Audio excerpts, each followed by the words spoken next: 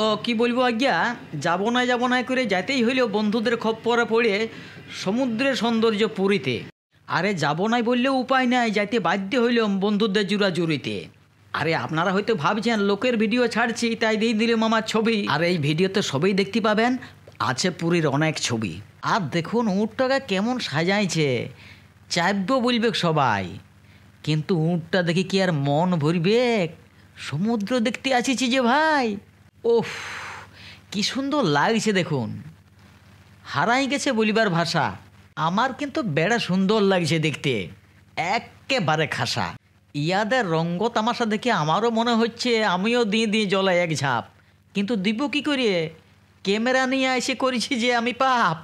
আরও উটটা চলে আসিছে সামনে, ছবি তুললাম আবার, কিন্তু এটাকে নিয়ে মাইতে থাকলে তো হবে নাই, যাইতে হবে তো অন্য জায়গায়। আবার ক্যামেরাটা যদিও নতুন কিনেছি, কিন্তু স্লো মোশনও আমি করতে পারি। এই দেখুন স্লো মোশনটা করলাম কেমন, এই ভিডিওটা তারই। আবার হোটেলগুলাও কেমন দাঁড়াই আছে দেখুন সারি সারি, ব্যাপক লাগছে, দেখতেও লাগছে কিন্তু ভারী। তবে যে একবার আসবে কিখানে তাকে বলতেই হবে বলিহারি। তবে যেটার জন্যে আসা, যেটা জগৎ জোড়া নাম, আরে সেইটাই তো আমাদের পুরীর জগন্নাথ ধাম। তবে এত দূর থেকে লয়, যাব টুকুন কাছে, যদিও ক্যামেরাতে জুম করার অপশন আছে, এটা টুকুন পিছন থেকে লিয়া বুঝতে পারছি না আপনারা সবই, কাছ থেকে তুলা চলবে নাই, এই জন্যেই এই ছবি। মন্দির দেখা তো হয়ে গেল, এবার চিড়িয়াখানার দিকে গেলাম সরিয়ে। আর ফোয়ারানো কি বলে এটা দেখে তো একদম মন প্রাণ গেল ভরে। ওইটারই কত লোক ভিডিও করছে, কত লোক ছবি তুলছে, তারপর আবার দেখি সেখানে একটা বাঘও ঘুরি বলছে। তবে রয়্যাল বেঙ্গল টাইগার না রয়্যাল উড়িয়া টাইগার বুঝতে লাইলাম কিছু, তাই বেশিক্ষণ দাঁড়াই থাকিলাম নাই, চললাম বন্ধুদের পেছু পেছু। তবে একটা দুটো লয়, দেখলাম সেখানে অনেক বাঘেই আছে, কেউ দেখছি ঘুরি বলছে, কেউ আছে দাঁড়ায়, আর কেউ বা বান্ধবীর কাছে।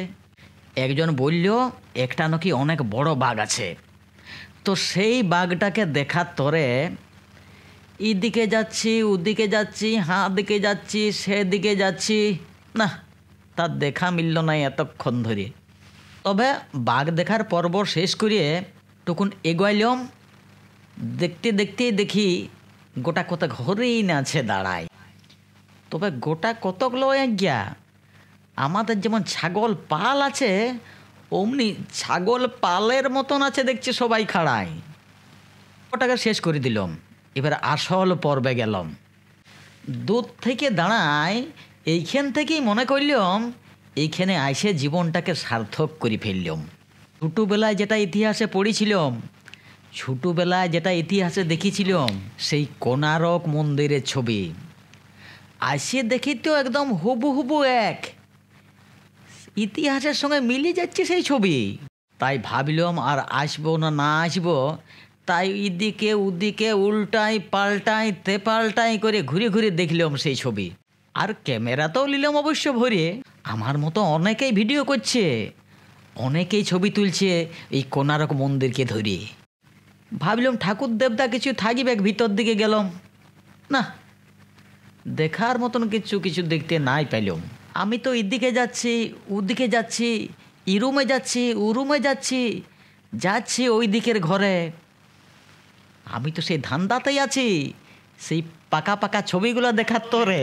অবশেষে সেই ছবি পাইলাম খুঁজে, তাই ভালো করে আমার ক্যামেরাটাতে নিলাম সেই ছবিগুলোকে গুঁজিয়ে। নিশ্চয়ই উঠিছেন বুঝিয়ে। কেমন লাগলো জানান কমেন্টে, লাইকও একটা দিবেন, টুকুন যদি ভালো লাগে একটু শেয়ার করে বন্ধুদের সাথে ছড়াই দিবেন। নমস্কার, বাই।